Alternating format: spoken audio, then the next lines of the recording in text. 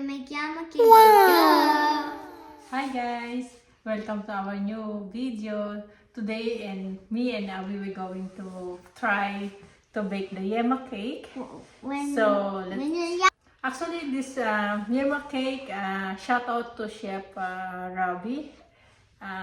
Napanood ko sa kanya yung paggawa ng style niya ng yema cake. So na-try ko siya before and talaga namang masarap. Kaya gagawin natin siya uli. So, let's go! So, here guys, unahin natin yung peeling muna. So, kailangan natin ng 4 egg yolk. 4 egg yolk. Dito ko na siya direct sa pan para straight na stove. 4 egg yolk. And then, kailangan din natin ng 1 condense. 1 half of evap. And then Very good. and also 2 tablespoons of cornstarch. Oops. And then mix natin siya mabuti hanggang sa maging smooth. Okay guys, stir na natin siya ng dahan-dahan in a medium-low heat flame.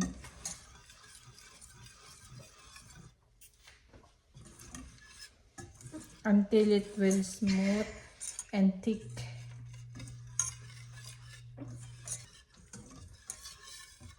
So ganyan lang po ang paghahalo, dahan-dahan and smooth. Para make sure lang po na hindi siya mag-stick sa ilalim. Okay guys, kung nakikita nyo, medyo smooth na siya. Konting-konti na lang at okay na to. Okay guys, okay na to. Patayin na natin yung apoy. And then set aside na natin siya. Tinanggal na natin siya sa apoy. And then we're going to add 1/4 cup of butter.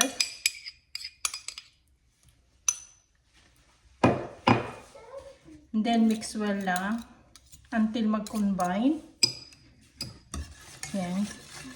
Kasi mainit naman siya, magko-combine siya very easily.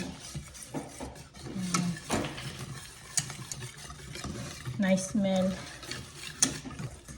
Okay, and then we're going to transfer in the container. Okay, and then we're going to transfer. Takpan lang natin siya ng twinkling. Takpan lang natin siya and then set aside natin. Okay guys, for the chiffon cake, kailangan natin siyang salain ng 3 times para maging smooth siya. Okay, we can start mixing all the dry ingredients. This is 1 cup of cake flour. 1/4 of sugar, white sugar.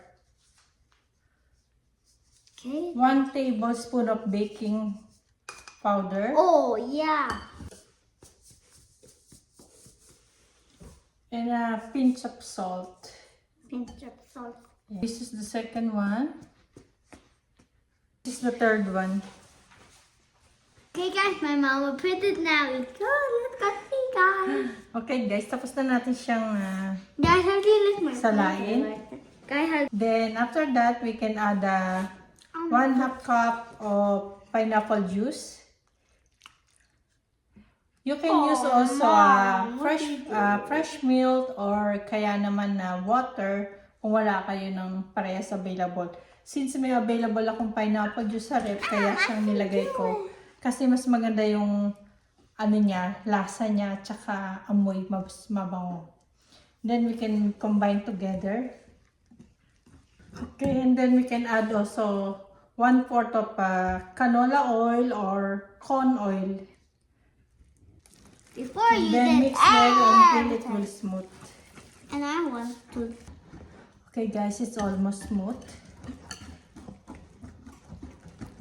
Okay guys, it's already smooth. We can set aside and we can do the meringue now. Okay, for the meringue, we need 4 egg white. And then we can add cream or tartar or lemon if you don't have white vinegar. Since I don't have stocks, I will use white vinegar. So I will add 1/4 tablespoon of white vinegar. Then we can start mix. Okay guys, pag nakikita nyo ng medyo nag-white na yung ano natin, egg white, pwede na tayong mag-add ng sugar paunti-unti. We will add 1/4 only, slowly.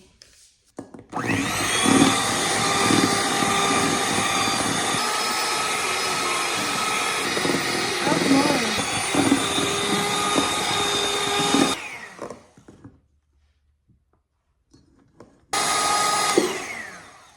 Okay guys, now we're going to add a little bit here and then fold natin siya, i-mix natin siya pa-fold. So after that, na-mix na natin lahat, isasalin, i-mix natin siya together dito, pagsamahin na natin.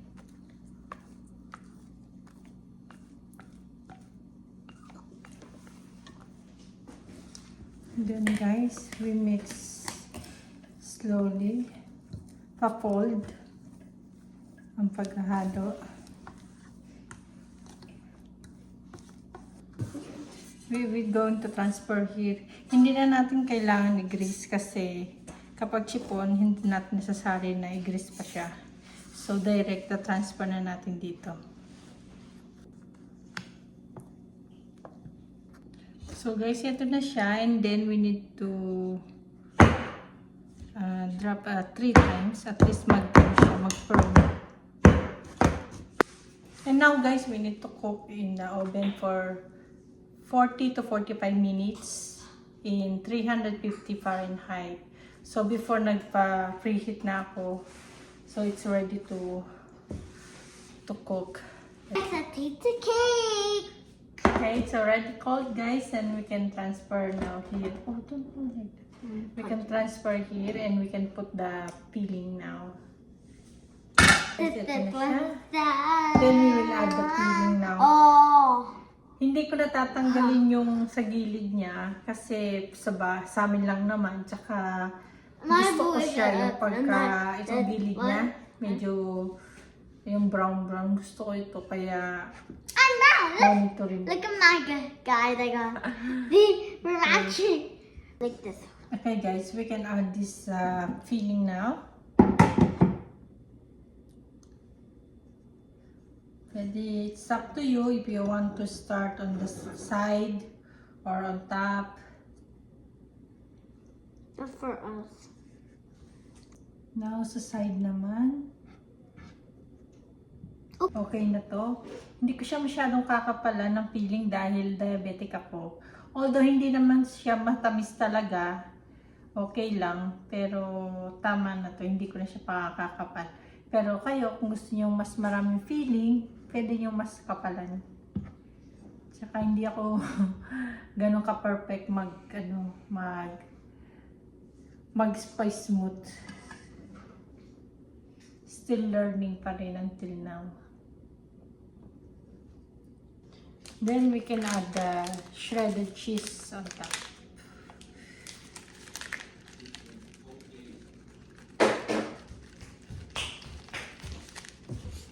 Oh, It yeah. depends to you if you want more cheese or little. Nasa sa inyo na yun. Pero ako gusto ko medyo ma-cheesy. Hey, can I Kaya have some cheese? dadagdagan ko ng konti. Can I just have some cheese, please? Let's go taste. Let's go. Okay, it's Oh, time thanks. to taste. Finger chop. Finger cross. Goodness. My goodness.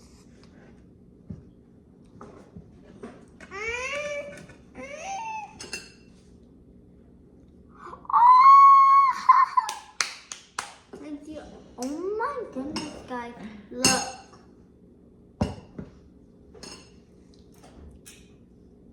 taste. I love this. It's pecan. Okay, let's taste it. Taste it. Isn't it? You like it? Mm-hmm. No. No. Taste. Yummy. Masarap niya. Grabe. Hindi siya ganun katamis. At the same time, talagang yung pagkamamon niya, cheese siya, talagang the best.